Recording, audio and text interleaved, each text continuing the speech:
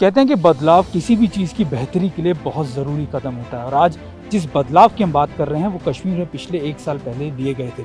आज हमारे साथ जो ऑफिसर हैं वो आज हमें ना सिर्फ ये बताएंगे कि आखिरकार इन बदलावों का ज़मीन पर क्या इम्प्लीमेंटेशन हुआ या फिर क्या उससे तरक्की हुई, बल्कि ये भी बताएंगे कि इससे आगे आने वाले वक्त में क्या चीज़ें बदलेंगी। हमारे साथ बातचीत करने के लिए 15 core commander lieutenant general BS Raju sir हैं। सर, खासतौर पर कश्मीर की सुरक्षा की और यहाँ की बेहतरी की जिम्मेदारी आपके कंधों पर है।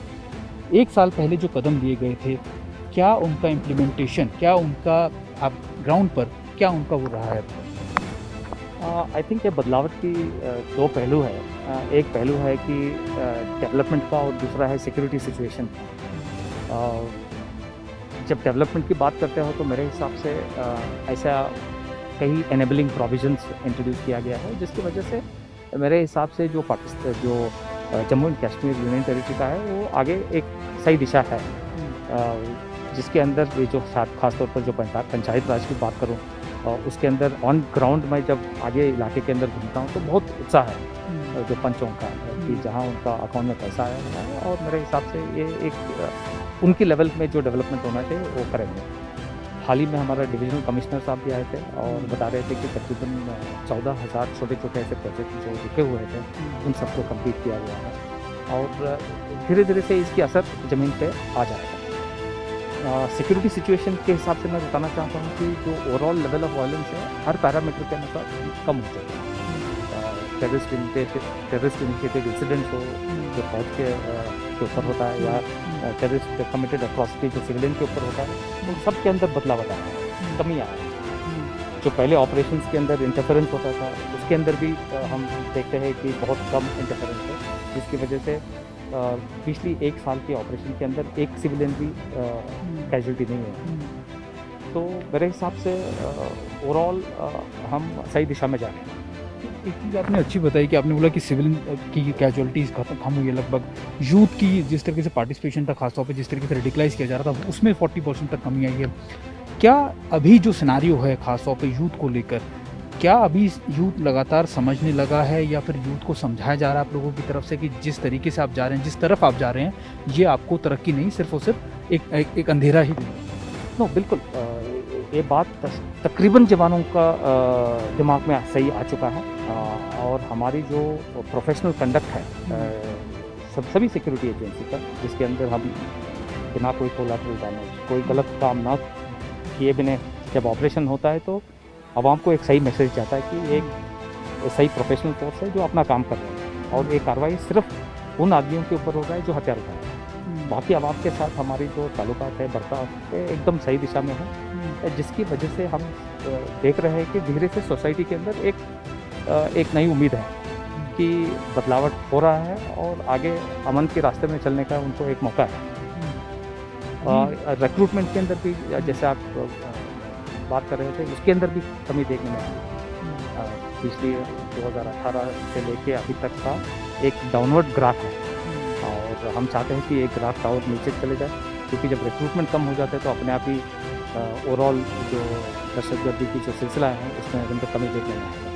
और हम आज जब आपसे बात कर रहे हैं तो करीबन उस चीज़ को आर्टिकल 370, एप्लीकेशन ऑफ आर्टिकल 370 को पूरा साल भर होने जा रहा है, यूनिवर्सिटी आर्टिकल 35। आपके हिसाब से जब मैं बात करता हूँ, जो हमने तरक्की की बात की, लेकिन हमने देखा कि पिछले 1 साल से लगातार सीमा पार से उस तरफ, खासतौर पाकिस्तान का मैं नाम ले लेता हूँ, पाकिस्तान से लगातार इस चीज़ को गलत तरीके से प्रेजेंट करना, ना सिर्फ कश्मीर में बल्कि इंटरनेशनल प्लेटफॉर्म्स पे भी कोशिश की जा रही है। एक बार फिर हमने देखा कि 5 तारीख से पहले ही बहुत मैसिव स्केल पे पाकिस्तान इसको बड़ा चढ़ा के बता रहा है, अपने सारे मंत्री लगा दिए गए, लगातार उनकी तरफ से LOC के आसपास घूमा जा रहा है, उनके आर्मी चीफ हैं वो। आप इसको किस तरीके से देख रहे हैं? ये तो पाकिस्तान के पुराने खेल हैं, पिछले 30 साल से ये कर रहा है। 1989, 1990 से लेके अभी तक की ये कार्रवाई चल रहा है और जब भी कश्मीर घाटी के अंदर अमन की पैगाम शुरू हो जाता है तो उधर से उसकी आवाज़ उठ जाता है और जब इधर दहशतगर्दी फैल जाता है तो पाकिस्तान चुप हो जाता है। सो जब आज का दिन में पाकिस्तान की आवाज़ इसलिए उठ रहा है क्योंकि इधर शांति की सिलसिला है, इधर वायलेंस पैरामीटर्स कम हो गए हैं, जिसकी वजह से उसको तकलीफ हो रहा है। पाकिस्तान गवर्नमेंट और ख़ासतौर पर पाकिस्तान आर्मी जो उधर कंट्रोल में है। तो मेरे हिसाब से आवाम को ये देखना है कि पाकिस्तान कि इंटरेस्ट इधर दहशतगर्दी में है, अमन में नहीं है, इसको समझना जरूरी है। और जब ये समझ में आ गया तो ये जितने भी प्रोपेगेंडा जो पाकिस्तान इनिशिएट कर रहा है वो किसी कान पे नहीं पड़ेगा। हमने एक प्रोपेगेंडा और देखा सर, खास तौर पे हमने देखा था पहले यूथ को हथियार देकर उसकी पिक्चर जानबूझ के सर्कुलेट की जाती थी पाकिस्तान हैंडल से, या पाकिस्तान के बड़े ऑफिसर या फिर आर्मी के लोग भी किया करते थे। अब हमने देखा एक महिला की पिक्चर आई गन के साथ, जिनका जो बेटा था टेररिस्ट था, जो एक एक्शन में मारा गया। ये प्रोपेगेंडा क्या है? पाकिस्तान प्रोपेगेंडा में सबसे ज़्यादा माहिर है और ऐसा कोई मौका नहीं छोड़ता है जहां ऐसी कार्रवाई करे जिसकी वजह से इधर की जो अमन है वो खराब हो जाए। और इस सिलसिला के अंदर ये जो हथियार की जो आप बात किया है, ये कई बार पहले देखने में आया है कि जवानों को हथियार दे के एक फ़ोटो लेके उसके बाद उसको कोई वापस आने का रास्ता उसको नहीं मिलता था। बट मैं बताना चाहता हूँ कि आज का दिन में हम रिक्रूटों को ज्वाइन करने से पहले रोक रहे हैं और ज्वाइन करने के बाद भी उनकी फैमिली की तरफ से अपील जाता है। और ऐसे कई आज जवान हैं जो हथियार के साथ फ़ोटो लेने के बावजूद के भी हमने वापस बुलाया है, ये बताने के लिए कि आपको कभी भी वापस आने का मौका है। ये नहीं कि आप अगर गलत रास्ता लिया है तो आपको वापस आने का रास्ता ही नहीं है। और जैसे आपने औरत का हथियार लेने के आप बात किया, पहले एक आधा बार छोटे बच्चों के साथ भी ऐसा है ना हथियार देखने में, ये बहुत गलत चीज़ है, एक गलत रास्ता है। और पाकिस्तान गलती के ऊपर गलती करता है और इधर की आवाम इस गलती को देखा है, महसूस कर रहा है। और मेरे हिसाब से ये जो पाकिस्तान की प्रोपेगेंडा इधर कामयाब नहीं होता है। ये वजह है कि पिछले एक साल में जो कहा जा रहा था कि कदर मच जाएगा या फिर चीज़ें खराब होंगी, उल्टा चीज़ें और नॉर्मलाइज हुई। आपने सही बोला। ये पाकिस्तान को आजमाने में बहुत मुश्किल हो रहा है कि वो सोच रहा था कि इधर मतलब पूरा ऐसा मतलब माहौल पैदा होगा जहाँ कंट्रोल में नहीं होगा, बट उल्टा हो रहा है क्योंकि इधर की आवाम अमन के अंदर भरोसा रखते हैं और मेरे हिसाब से आगे सही दिशा में हम जाएंगे। अभी इन्फिल्ट्रेशन अटैम्प्ट मैंने देखा काफ़ी ज़्यादा बढ़े, नए सेक्टर्स या फिर नई लोकेशंस को मैंने देखा कि इन्फिल्ट्रेशन रूट्स भी खुल गए हैं। ये क्या नई स्ट्रैटेजी है खासतौर पर डिस्टर्ब करने की? और मेरे हिसाब से इन्फिल्ट्रेशन की जो मामले में ऐसा कोई नया स्ट्रैटेजी दिखने में नहीं आता है। सिर्फ इस साल थोड़ी इन्फिल्ट्रेशन जल्दी चालू किया था, जब बर्फ़ था उस वक्त ही इन्फिल्ट्रेशन चालू करने की कोशिश किया था। बट इसके अलावा मेरे हिसाब से ऐसा कोई नया स्ट्रैटेजी दिखता नहीं है। उनकी लगातार उनकी लॉन्च पैड्स है जहाँ तकरीबन 300 आदमी इकट्ठे हुए हैं और पिछली एक महीने से लगातार अटेम्प्ट चल रहा है। भाई मेरे को ये बताने में खुशी है कि हमारी जो ग्रिड है, काउंटर इन्फिल्ट्रेशन ग्रिड है, बहुत तगड़ा है। आदमी सर्वेलेंस इक्विपमेंट हो, अर्ली वार्निंग डिप्लॉयमेंट हो, और हम अभी तक तकरीबन आदमियों को जो घुसपैठिए है उनको रोकने में कामयाब रहे हैं। तो मेरा एक सवाल आपसे ये था, क्योंकि हमने देखा भी टू फ्रंट सिनेरियो चीन से लगातार नॉर्दर्न सेक्टर के अंदर आपने देखा नॉर्दर्न में, क्या चीन लगातार पाकिस्तान को एलओसी पर भी मदद कर रहा है, ना सिर्फ हथियार के लिए बल्कि दूसरी चीज़ों के लिए? क्या ऐसी कोई चीज़ें, क्योंकि हमने देखा कि कई बार उनके पास तो हथियार मेड इन चाइना मिले हैं, कई चीज़ें, दवाइयाँ, ऐसी चीज़ें, क्या वो चीज़ें अभी भी लगातार ज़्यादा बढ़ी? देखो, पाकिस्तान और चीन के बीच में कोऑपरेशन तो है, इकोनॉमिक कोऑपरेशन है, मिलिट्री कोऑपरेशन है, बट डायरेक्ट चाइना का इन्वॉल्वमेंट अभी मेरे को दिखता नहीं है। बट ज़रूर चाइनीज़ का जो इक्विपमेंट है वो इधर देखने में आता है, चाहे जहाँ घुसपैठी है, जैसे चाइनीज़ का ग्रेनेड निकल आता है, ये चाइनीज़ मेड पिस्टल आ जाता है, जो एड चाइना पाकिस्तान को देता है उसके अंदर कुछ हिस्सा ज़रूर हमारी दिशा में आता है।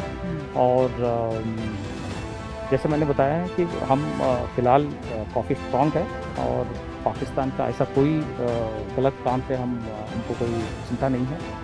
और मेरे हिसाब से अगर कुछ होता है तो हम जवाबी कार्रवाई के लिए तैयार हैं। मेरा आखिरी सवाल आपसे था, क्योंकि आप इस समय कोविड के उससे भी ऑपरेशन, मतलब कोविड का भी आप सेना देख रही है कश्मीर में, और इनसे फिर ऑपरेशंस भी लगातार चल रहा है, ये डिफ़िकल्टी आपके लिए बहुत ज़्यादा है। दूसरी इसी से ज्वाइनिंग एक सवाल मेरा आपसे था, क्या ऐसे बायोलॉजिकल थ्रेट्स को आप एलओसी के आसपास भी मद्देनज़र रख रहे हैं कि कहीं ऐसा पाकिस्तान इसको इस्तेमाल ना करे?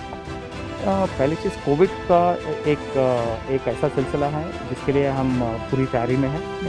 जब कोविड मार्च के महीने में जब लॉकडाउन हुआ तो ऐसा लगा कि हमारी ऑपरेशंस कम हो जाएगा, बट बल्कि हमारी ऑपरेशन की जो मोमेंटम है वो दुगुना हो गया था। मई और जून के अंदर हमको सबसे ज़्यादा सफलता प्राप्त हुआ था। बट हमने जो भी कार्रवाई किया है पूरा कोविड प्रोटोकॉल्स को मद्देनज़र रखते हुए किया है ताकि हमारे जवानों को कोई नुकसान ना हो।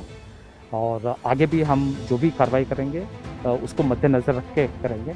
बाकी जो बायोलॉजिकल जो ऑपरेशंस की आप बात कर रहे हैं उसके दिशा में हमको ऐसा कोई नई इंडिकेटर्स नहीं है। बाकी कोविड का रिलेटेड जो भी प्रिकॉशंस है, जो भी ऑपरेशन एलसी के ऊपर होता है, जो भी हमको केयर लेने की ज़रूरत है कोविड का हिसाब से, वो हम प्रोटोकॉल के अनुसार कर रहे हैं। टेररिस्ट के कोविड होने का, पॉजिटिव होने का, खासतौर पर ऐसे टेररिस्ट की होने की बात ऐसा कोई मतलब प्लान्ड तरीका ऐसा कुछ दिखता नहीं है, बट अगर जो भी परली तरफ से आता है उसकी टेस्ट किया जाता है, और इवन डेड बॉडी का भी, ताकि हमारी जो ऑन ग्राउंड कार्रवाई है वो कोविड के प्रोटोकॉल से साफ तौर पे हमें बता रहे थे कि क्या कुछ बदलाव किए गए, क्या कुछ उस बदलावों से तरक्की हुई और क्या आने वाले वक्त के अंदर इन बदलावों का असर कश्मीर में देखने को मिलेगा। कैमरा पर्सन निरंजन के साथ सुमित चौधरी, TV9 भारतवर्ष, श्रीनगर।